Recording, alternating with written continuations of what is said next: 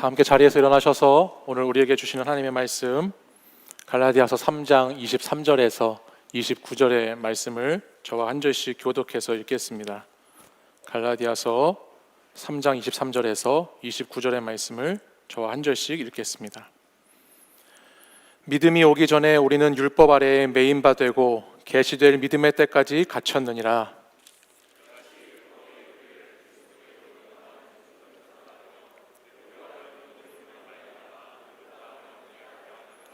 믿음이 온 후로는 우리가 초등교사 아래에 있지 아니하도다.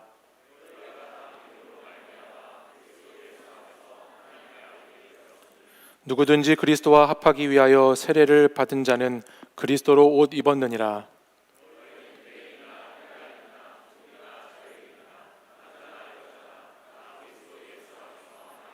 함께 읽겠습니다. 너희가 그리스도의 것이면 곧 아브라함의 자손이요 약속대로 유업을 이을 자니라. 아멘. 이 말씀은 살아계신 하나님의 말씀입니다. 아멘.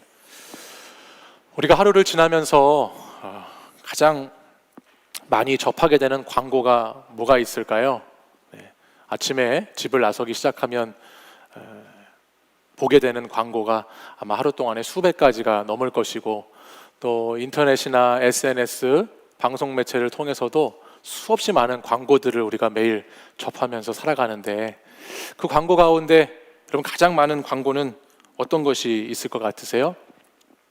광고의 홍수 속에서 특별히 많은 광고의 분량을 차지하는 것 중에 하나가 뭐냐면 성형과 체형에 관련된 것들입니다. 제가 한 번은 지하철을 이용해서 어떤 목적지를 향해 가는 길이었는데, 지하철 열차 안에서도 광고가 있고, 열차를 기다리는 플랫폼에서도 광고가 있고, 계단을 올라가는 데에도 광고가 있고, 계단 밖에 나가서 보니까 바로 배너로 광고가 있는 걸 봤는데 다 성형에 대한 광고였어요. 그래서 성형에 대한 광고들이 정말 엄청나게 많이 존재하는구나 라고 하는 것을 생각했던 기억이 있습니다. 그런데 이러한 광고들을 보면 공통점이 하나가 있습니다. 여러분들 이 광고들 보셨을 텐데, 이런 부류의 광고들은 거창한 어떤 카피 문구나 많은 설명을 광고에 필요로 하지 않습니다. 이런 성형이나 체형에 대한 광고들이 우리 주변에 참 많은데, 보통 이런 광고들은 많은 말 필요 없이 딱 사진 2장이면 광고가 끝납니다. 어떤 사진이죠? 비포, 애프터 사진이에요.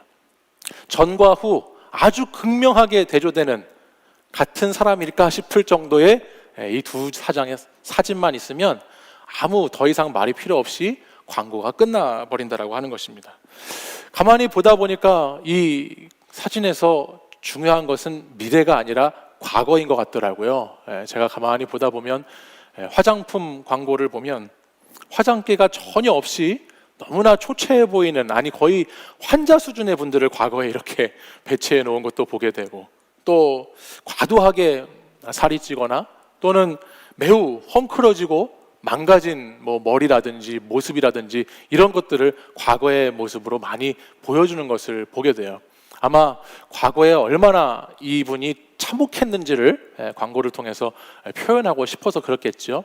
근데 반대로 애프터 사진을 보면 정말 동일 인물이 맞나 싶을 정도로 아주 단정하고 말끔하고 풍성한 모발을 자랑하고, 또 얼굴은 이쁘게 메이크업을 한 얼굴에 또 화려한 조명으로 이렇게 몸의 윤곽을 살려서 이렇게 근육들이 막 보이도록 그렇게 애프터 사진에는 배치해 놓는 것을 보게 되죠.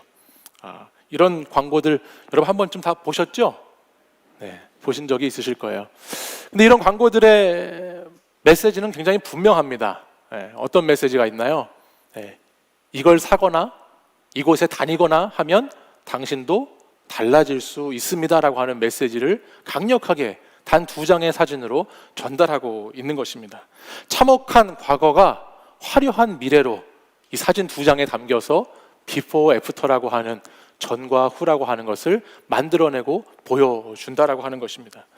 여러분 중에도 혹시 해보셨거나 아니면 해보고 싶으신 분이 계실지 모르겠는데, 요즘 젊은이들 사이에서 많이 유행하는 것이 바프라고 합니다. 그럼 바프 뭔지 아세요? 저 정도 나이 먹었으면 이제 바쁜지 베푼지 이런 걸 이제 몰라도 되겠지만 여러분들 정도면 이 정도는 아시고 사셔야 되죠, 그렇죠? 뭐 하고 사세요? 바프, 바디 프로필, 바디 프로필이 몰랐어요? 그렇구나. 바디 프로필이 유행이에요. 엄청나게 많은 사람들이 요즘 바프를 찍고 그 찍은 거를 자기 뭐 SNS든 여기저기 올리고 자랑하고 뽐내고 하는 젊은이들이 굉장히 많다고 그래요.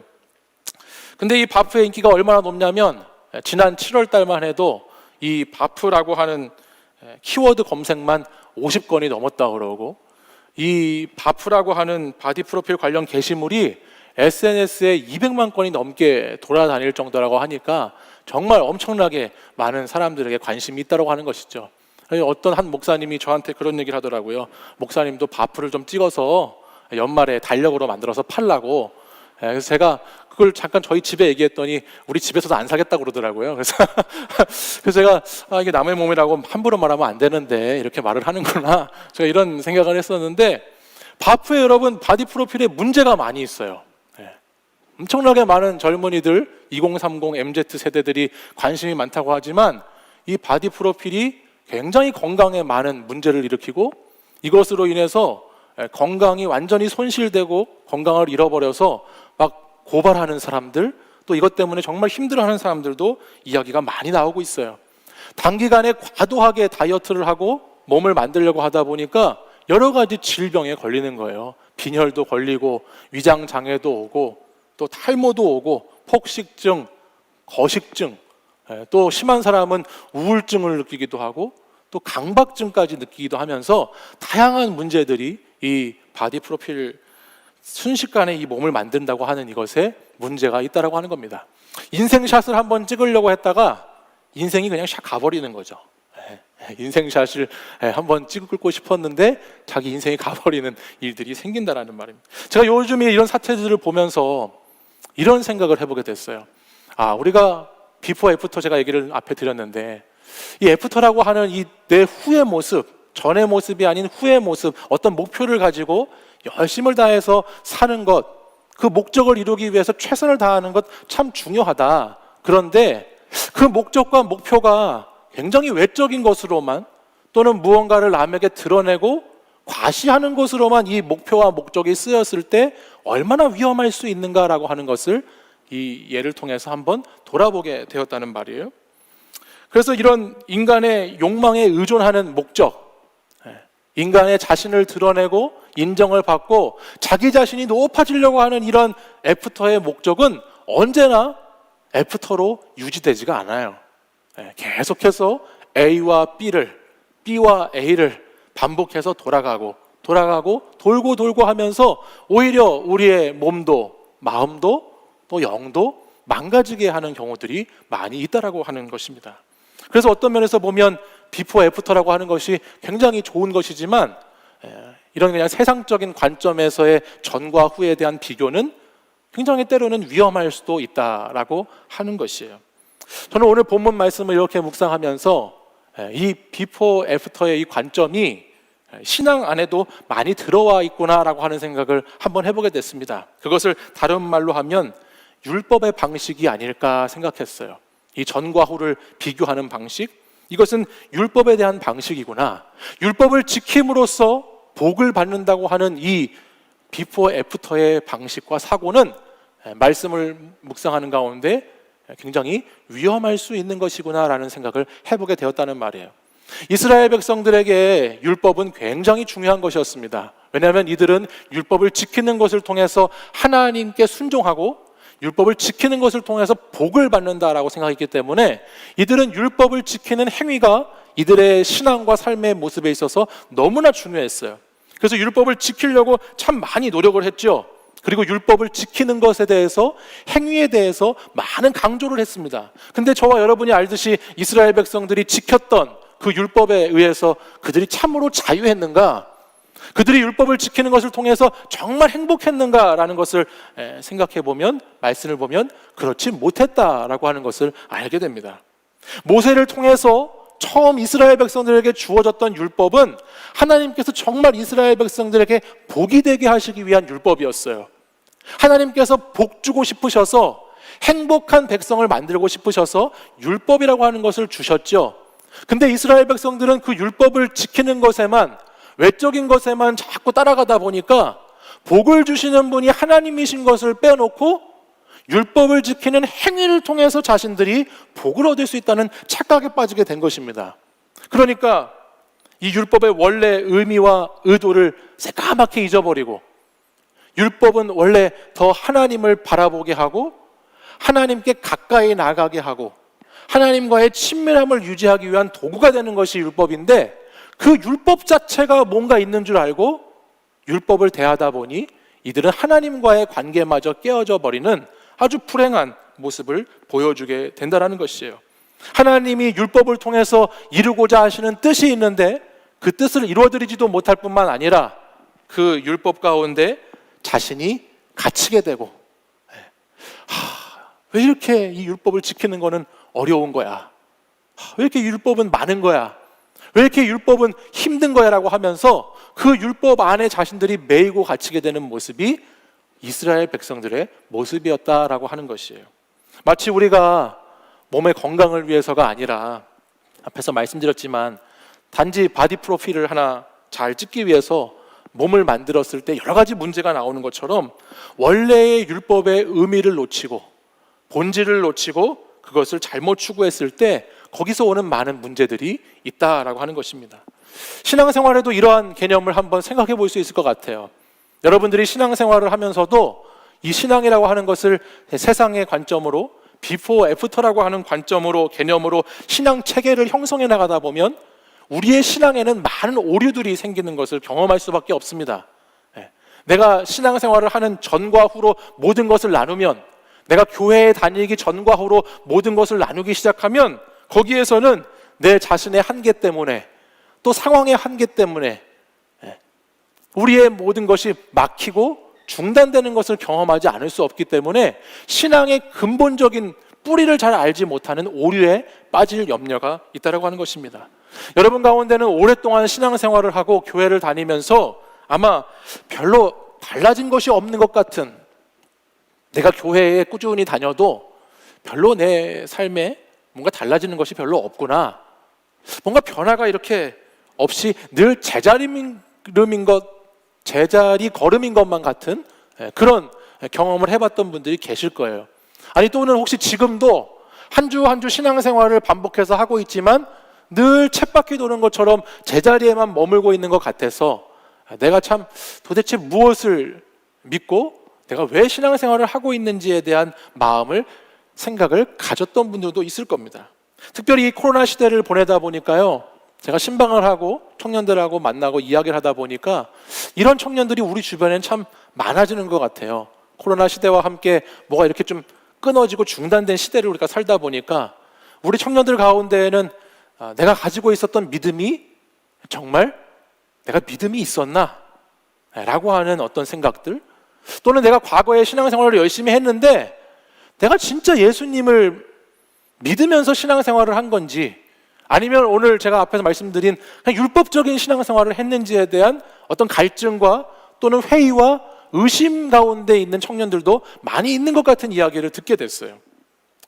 또 신앙생활이 자꾸 코로나와 함께 나태해지고 게을러지다 보니까 믿음에서 넘어지죠. 그렇죠? 우리가 늘 한결같이 믿음 생활을 하지 못하니까 넘어져요. 넘어지니까 자꾸 자신에게 실망감이 찾아오기도 하고, 그러다 보니 또 내가 가지고 있는 믿음을 의심하게 되고, 또 세상에서는 그렇게 그 모습이 진짜 믿는다고 하는 모습인가?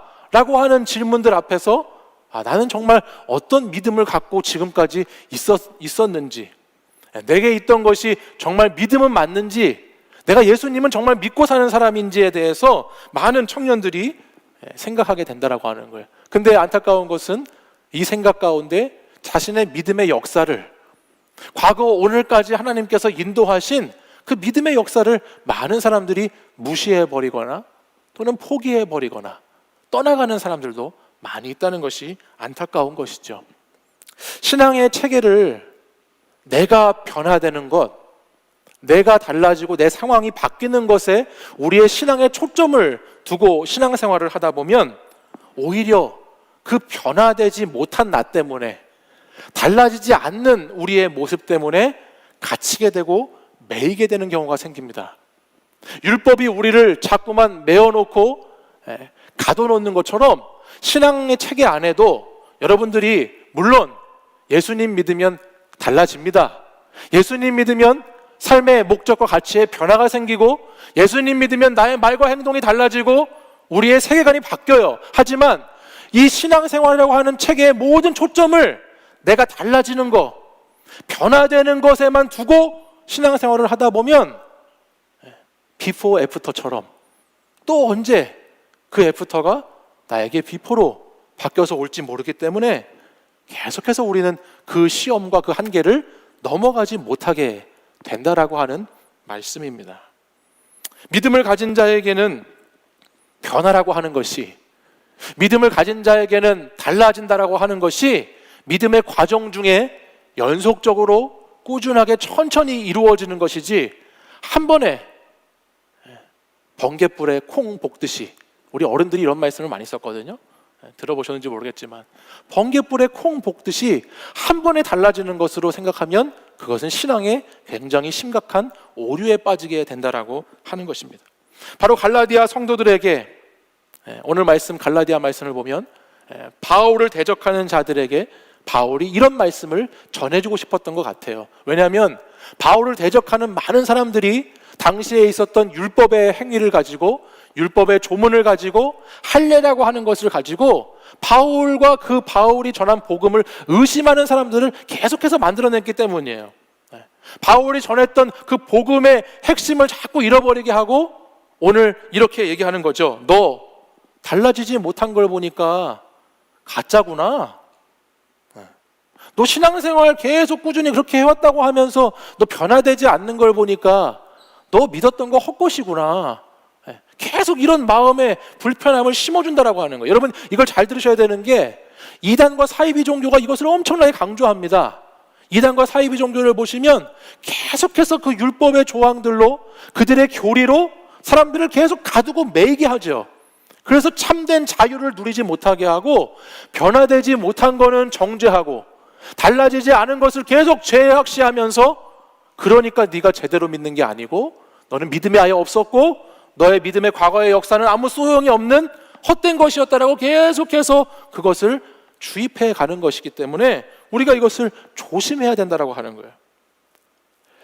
바울 시대에 예수 믿는 사람들을 할례와 율법이라고 하는 것으로 종되게 묶어 놓았다면, 저는 오늘 말씀을 묵상하면서 우리 시대에는 그리스도인들을 뭐가 묶어 놓을까 생각을 해보니까 바로 비포 애프터라고 하는 그 변화라고 하는 것이 좋은 의미에서는 우리에게 꼭 필요한 것이지만 달라지지 않는다고 하는 그 틀이, 그 프레임이 우리를 굉장히 율법적이고 우리를 굉장히 신앙의 자유를 누리지 못하게 가둬놓을 수 있다고 하는 것을 오늘 3장 말씀을 통해서 보게 됐어요. 물론 율법과 전통을 잘 지키고 신앙생활을 통해서 변화되는 것을 무시해서는 안 됩니다. 오늘 갈라디아서 3장 저와 여러분이 읽은 말씀을 보면 이 율법이라고 하는 것은 예수 그리스도를 더 밝히 보여주는, 예수님께 더 가까이 가게 하는 초등교사와 같은, 가르치는 선생님과 같은 것이라고 말씀하기 때문에 우리는 이 율법을 전혀 무시해서는 안 되죠. 율법이 진리를 향해서 때로는 우리를 바르게 보게 하고 진리가 어디인지를 보게 하기 때문에 그것을 진지하게 받아들여야 한다는 거예요. 그러나 올바른 기독교 관점에서 보면 전과 후라고 하는 그 사이에는 반드시 B에서 A로 가는 것이 아니고 그 사이에는 B 다음에는 여러분 뭐가 있죠? C가 있어요. 그 사이에는 반드시 예수 그리스도, 크라이스트가 있어야 한다라고 하는 것을 오늘 말씀은 우리에게 설명해 주고 있어요. 어떤 면에서는 이 그리스도 예수와의 만남이 있어야, 꾸준한 예수 그리스도와의 만남이 과거에서부터 오늘의 자리에 있어야 진정한 우리의 변화와 진정한 애프터가 우리에게 주어진다라고 하는 사실이에요. 여러분, 단기간 아주 심하게 운동을 해서 몸을 만들거나 그런 사람들, 다이어트를 심하게 하거나 하는 사람들이 어떤 증상이 나타나죠? 가장 많이 뭐가 나타납니까? 다이어트를 막 굶어서 빼고 또 그 뒤에 막 물만 마시는 분들, 물만 먹어도 살이 찐다고 하는데 뭐가 나타납니까? 요요 현상이 나타나잖아요. 근데 신앙생활도 비슷한 게 있는 것 같아요. 그냥 계속해서 신앙생활 하다가 이 요요 현상을 느끼는 사람들이 얼마나 많은지 몰라요. 열심일 때는 열심히 했다가 쉴 때는 열심히 쉬고 또 다시 또 자기가 또 뭐 마음에 좀 변화가 있고 기분이 좀 달라지고 상황이 조금 여유가 생기면 또 열심히 신앙생활을 했다가 또 조금만 힘들거나 조금만 기분이 상하거나 조금만 어려워지면 또 쉬는 사람들이 얼마나 많습니까? 근데 그것이 무엇을 우리가 제대로 생각할 때 바뀔 수 있는가? 바로 예수 그리스도가 우리의 중심에 있는가라고 하는 것을 꼭 기억하고 생각할 때 이것을 변화시켜 나갈 수 있다고 하는 것이에요. 우리의 중심에 예수 그리스도가 계셔야 한다는 말이에요. 우리의 중심에 예수님이 계신지 안 계신지를 잘 점검해야 한다고 하는 것이죠. 내가 이전의 모습은 이렇고 이후의 모습은 이렇게 되기를 원하는데 그냥 전과 후의 변화만을 여러분이 이야기할 것이 아니고 내가 예배당에 매주 오는데 왜 달라지지 않는가? 내가 신앙생활을 몇 년 동안 하는데 왜 나는 이것이 극복되지 않는가라고만 하는 전과 후만 따질 것이 아니고 그 사이에 나는 지금 예수 그리스도와 어디쯤에 와 있는가? 내가 예수님과의 관계에서는 어디에 있는가라고 하는 것을 계속해서 우리는 되새기고 계속해서 기억해낼 때만이 진정한 변화를 위한 걸음을 걸어갈 수 있는 것입니다. 그렇게 하지 않으면 어떤 일이 생기냐면요, 신앙생활 하면서도 비포 애프터라고만 하고만 생각하면 뭐야 이거 일주일에 열심히 매주 교회 나왔는데 이거 뭐 아무것도 없네 그러면서 신앙생활을 포기해버리는 사람이 있어. 또 신앙생활을 하면서도 자꾸 남들하고 비교하고 경쟁하는 신앙생활을 하게 되는 사람이 있어. 또한 신앙생활을 하면서 그렇게 매주 이 자리에 참석은 하고 있지만 변하지 않는 자신을 보면서 계속 무기력감을 느끼는 사람들이 있어. 무기력하다, 또 넘어지는구나. 그래서 신앙이 망가지게 되는 거예요. 그러니까 B에서 A로 가는 관점, 나의 변화에 초점을 두고 하는 신앙생활은 언제나 뭐가 있다는 거예요? 한계가 있다는 거예요. 내가 달라지고자 원하는 그 동기를 가지고 하는 신앙생활은 한계가 있어요. 근데 우리는 그것을 바라보는 신앙인이 되어서는 안 되고 복음이 말하는 신앙인이 되어야 되죠. 오늘 갈라디아서 3장 말씀을 보면 결과로만 말하는 세상과 달리 복음의 은혜는 그것과 다르다는 것을 성경은 말씀해 줍니다. 여러분, 여러분의 비포를 한번 생각해 보시겠어요? 그냥 외적인 비포 말고요, 여러분이 예수님을 만나기 전에 모습을 한번 생각해 보세요. 예수님 만나신 분들이잖아요, 그죠? 예수님 만나기 전에 여러분의 과거가 어땠는지 한번 생각해 보세요. 내 과거, 여러분의 내면은 어땠는지, 여러분의 영혼의 상태는 그때 어땠었는지를 한번 돌아보세요. 내가 예수님 만나기 전에 나는 이런 정말 진짜 그랬구나 한번 생각이 드시죠? 그 생각을 하고 나면 우리는 그 생각, 우리 과거를 딱 생각하고 나면 그 과거 그 모습을 내 스스로는 내 힘과 능력으로는 정말 도저히 바꿀 수 없었을 것이라고 하는 것을 기억하게 됩니다. 여러분 스스로의 힘으로는 여러분의 과거의 모습을 바꿀 수 없었던 사람들이에요. 예수님이 여러분에게 오시기 전까지, 예수님이 여러분을 초청하셔서 여러분을 자녀 삼아주시기 전까지 생각해보면 우리는 도저히 우리의 죄악과 우리의 허물과 우리의 더럽고 추한 것을 극복할 수 없었던 사람들이라고 하는 것을 알게 돼요. 깨닫게 돼요. 그래서 예수님이 아니고서는 이 사망과 저주가 전혀 극복될 수 없는 구제불능이었다는 거, 예수님이 아니고서는 내 지식도 내 감정도 내 의지도 정말 주님이 아니고서는 정말 세상의 쓰레기와 같이 배설물과 같이 그렇게 있을 수밖에 없었다라고 하는 것을 우리는 주님을 만난 그것을 통해서 다시 깨닫게 된다라고 하는 거예요. 그것을 알게 된 사람들은, 그것을 믿는 사람들은 율법을 넘어서는 자유가 있는 것이죠. 예수 그리스도께서 오셔서 내가 죄 용서함을 받고 새 사람이 되었다는 자유, 예수 그리스도께서 오셔서 나는 구원받고 나는 종의 신분에 있었지만 자유한 신분으로 바뀌게 되었다는 그 놀라운 은혜와 자유, 예수 그리스도께서 오심으로 나는 멸망한 사람이 아니라, 망한 인생이 아니라 나는 영원한 생명을 가진 하늘에 속한 사람이 되었다라고 하는 그 놀라운 은혜, 그 복음이 오늘 저와 여러분에게 있어야 할 줄 믿습니다. 이것이 기억되는 예배가 되어야 할 줄 믿습니다.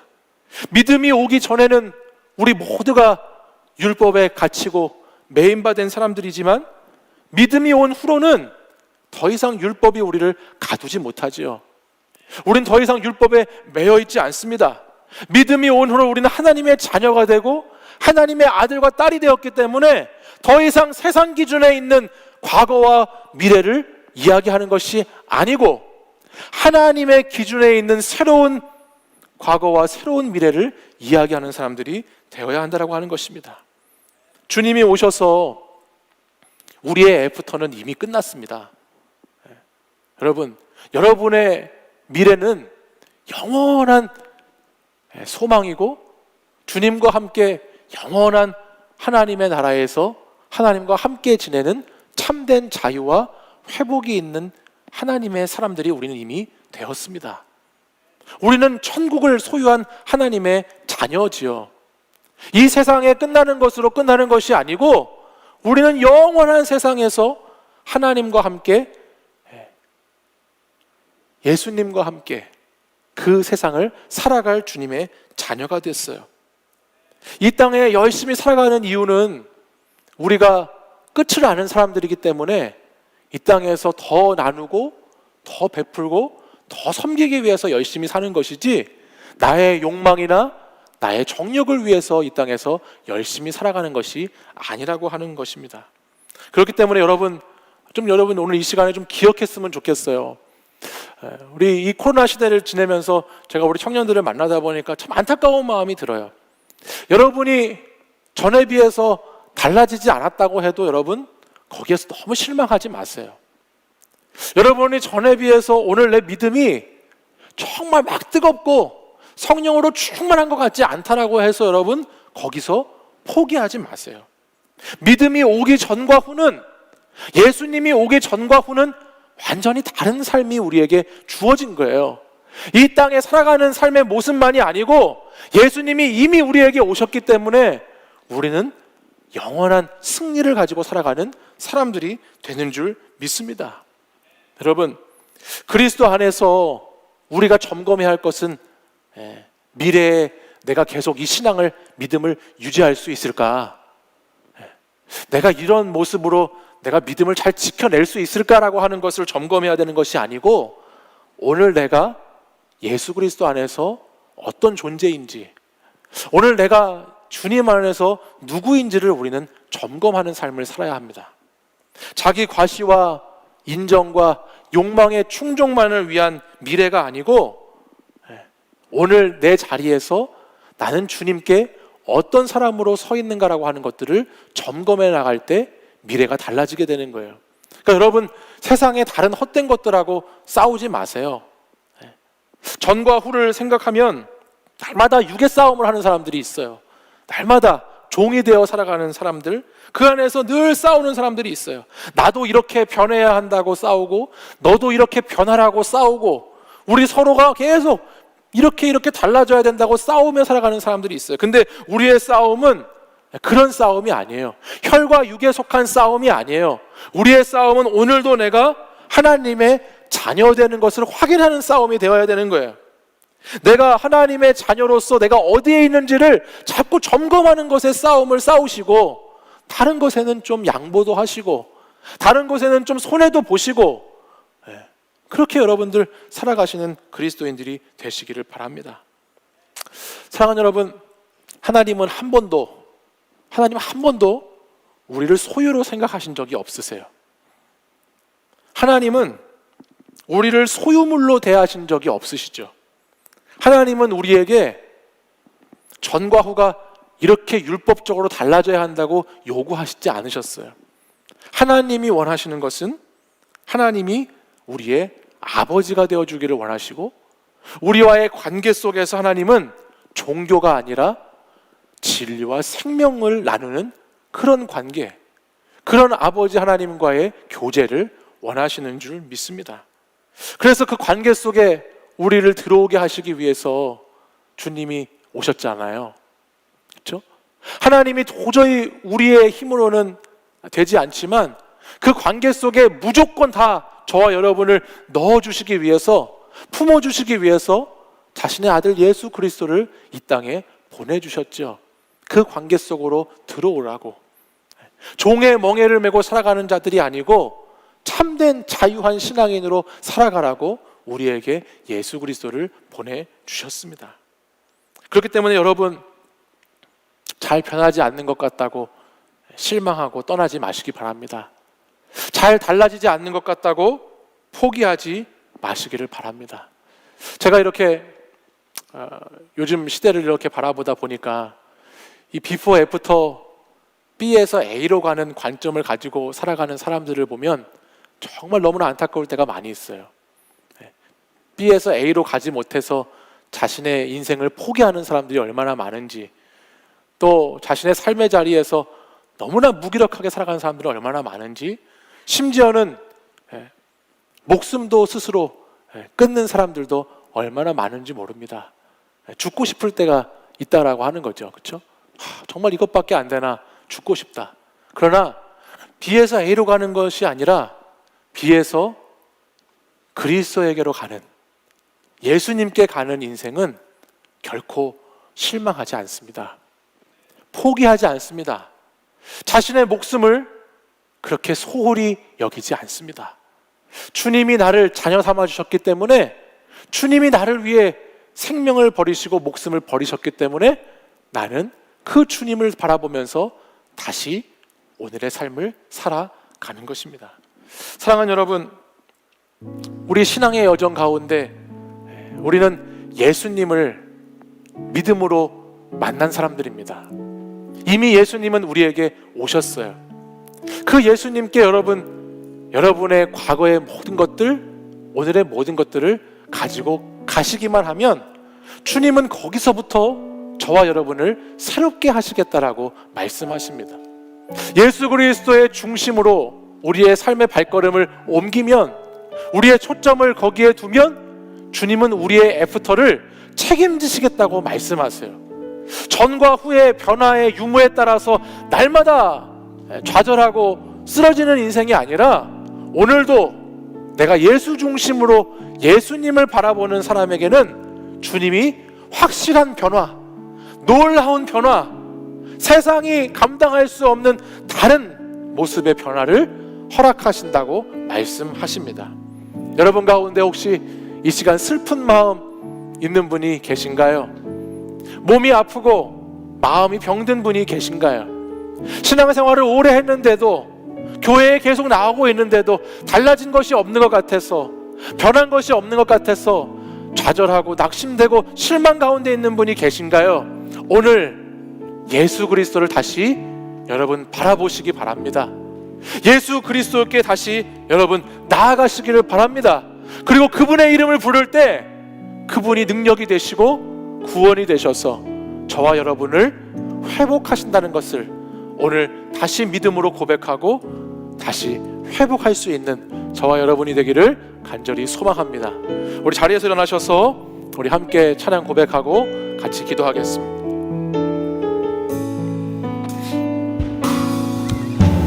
슬픈 마음이 있는 자, 몸과 영혼 병든 자, 누구든지 부르시오.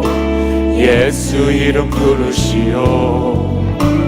그 이름을 믿는 자, 그 이름을 부르는 자, 그가 어떤 사람이든 그는 구원하오. 우리 한 번 더 고백하겠습니다. 슬픈 마음 있는 자, 슬픈 마음 있는 자, 몸과 영혼 병든 자, 누구든 뭐든지 부르시오. 예수 이름 부르시오. 그 이름을 믿는 자, 그 이름을 부르는 자, 그가 어떤 사람이든 그 구원 얻으리. 예수 예수 오 능력의 그 이름 예수 나 외쳐 부르네. 예수 예수 오 구원의 그 이름 예수 나 외쳐 부르네. 예수 그리스도. 우리 2절로 한 번 더 고백하겠습니다. 은과 금 내게 없으나, 은과 금 내게 없으나 나 가진 건 너에게 주니. 능력의 이름 예수라 그 이름을 붙드시오. 그 이름을 믿는 자, 그 이름을 외치는 자, 그가 어떤 사람이든 그는 주의 영광 보리라. 예수 예수 예수 예수 오 능력의 그 이름 예수 나 외쳐 부르네.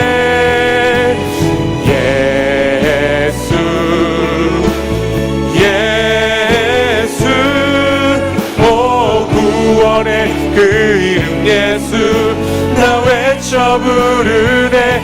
예수 그리스도. 예수 예수 예수 예수 오 능력의 그 이름 예수 나 외쳐 부르네. 예수 예수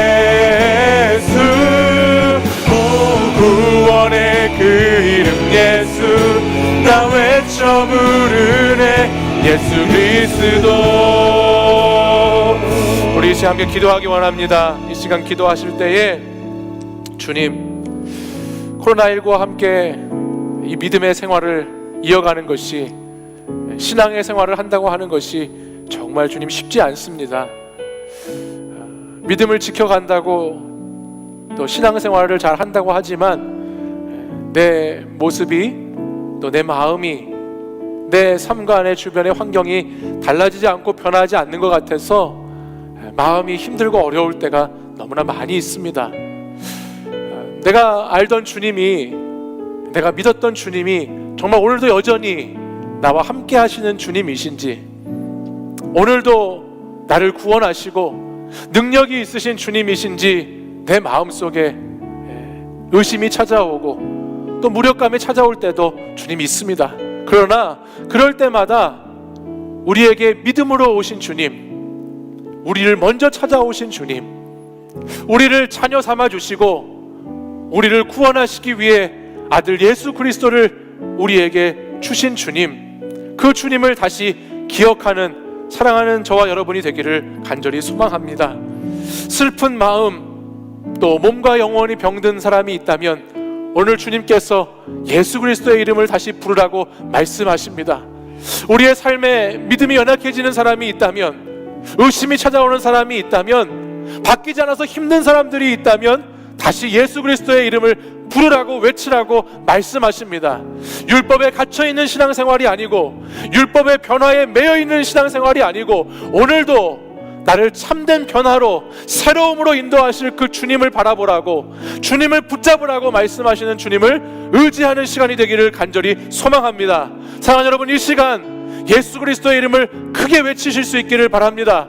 다시 주님의 이름을 부르실 수 있기를 바랍니다. 주여 주여 부르짖으면서 주님께 나의 믿음의 확신을 달라고, 내가 이겨나갈 수 있는 용기를 달라고, 오늘도 변화가 당장 보이지 않지만 주님과의 관계를 다시 한번 기억하면서 내 삶의 자리를 힘있고 용기 있게 살아가게 해달라고 이제 우리 주여 세 번 부르짖고 간절히 합심해서 기도하겠습니다. 주여, 주여, 주여.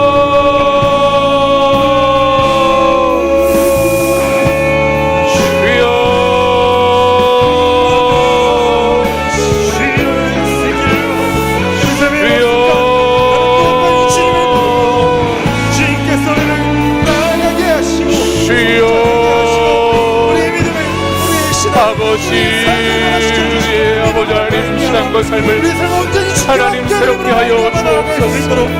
아버지 하나님, 믿음의 경주를 잘 할 수 있도록 아버지 하나님 인도해 주옵소서. 아버지 하나님, 우리가 하나님 이 세상의 관점으로의 미래를 준비하는 자들이 되는 것이 아니라 아버지 하나님, 우리가 하나님 안에서 예수 그리스도로 우리의 삶의 중심을 정하고 오직 예수 그리스도만을 우리의 삶과 신앙의 체계로 삼아 주님을 아버지 바라보고 주님을 닮아가는 자들이 되긴 위한 영적 싸움 가운데 나갈 수 있도록 인도해 주시기를 원합니다. 주여, 인도해 주옵소서. 우리가 예수 그리스도로 옷 입은 자가 되게 하여 주옵소서. 우리가 예수 그리스도 안에 하나가 되게 하여 주옵소서. 주님의 약속대로 우리가 하나님의 유업을 이을 자라는 것을 기억하게 하시고 아버지 하나님, 우리가 주님을 아버지 하나님 다시 바라보면서 아버지 하나님 우리의 믿음과 신앙을 이어갈 수 있게 하여 주시기를 원합니다. 주여, 주여, 아버지, 아버지여, 인도하여 주옵소서. 아버지, 아버지여,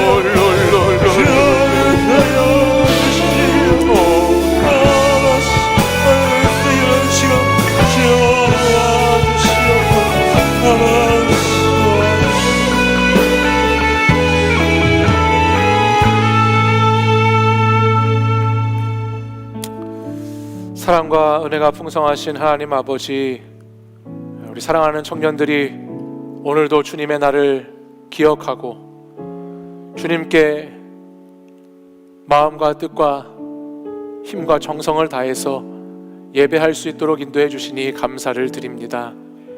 예배자로 서 있기 어려운 이 시대 가운데에도 주님을 사랑하고 주님께 나아가는 예배자가 되게 하셔서 오늘 이 자리에 불러주시고 예배 드리게 하심에 감사를 드립니다.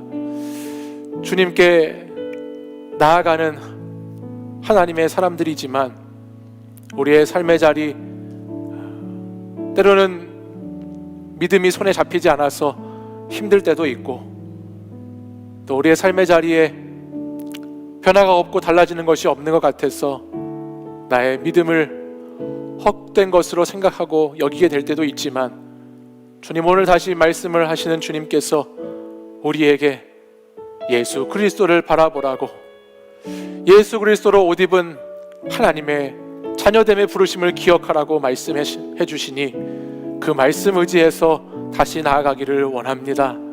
주님, 어려운 시대 가운데 믿음을 지켜가는 우리 청년들을 주님 불쌍히 여겨주시고, 주님, 우리 청년들 흔들릴 때마다 주님의 자녀됨을 확인하는 그 싸움을 계속해서 싸워갈 수 있도록 용기와 믿음을 더하여 주시옵소서. 우리의 싸움은 육신의 싸움이 아니고, 내 정욕과 내 욕망을 이루기 위한 싸움이 아니고, 우리의 싸움은 날마다 하나님의 자녀됨을 확인하는 싸움이 되어야 할 줄 믿사오니 주님, 오늘도 나의 삶의 자리에서 힘들고 어려울 때마다, 믿음이 의심스러울 때마다 하나님을 향하여서 자녀되는 싸움을 계속해서 싸워갈 수 있도록 인도하여 주시옵소서. 이미 예수 그리스도를 통해서 우리에게 승리를 주신 주님을 바라보게 하시고, 이미 예수 그리스도를 통해서 우리를 구원하신 주님을 다시 기억하게 하시고, 우리를 영원한 생명으로, 우리를 종교인이 아니라 진리를 하는 자들로 부르신 그 주님의 부르심을 기억하면서 주님 앞에 나아갈 수 있도록, 이 땅의 삶을 잘 살아낼 수 있도록 주님 역사하여 주시옵소서. 주님, 율법과 편하라고 하는 틀에 갇히고 매인 자들이 되지 않게 하시고, 오늘도 하나님의 자녀의 참된 자유함과 그 하나님 은혜로 살아가는 자들이 되도록 인도하여 주시옵소서. 이제는 우리 주 예수 그리스도의 은혜와 하나님 아버지의 사랑과 성령의 교통하심이 오늘도 이전과 이후의 모습 가운데에서 실망하고 좌절하고 변하지 않고 달라지지 않는 것 같아서 무기력한 하나님의 사람으로 살아가는 것이 아니라, 오늘도 다시 예수 그리스도를 중심으로 삼아 하나님의 자녀된 삶을 용기 있게 믿음 있게 살아가기로 결단하는 이 시간 예배드린 하나님의 자녀들 위해, 사랑하는 청년들과 성도들 위해 이제부터 영원까지 항상 함께 하시기를 간절히 축원하옵나이다. 아멘.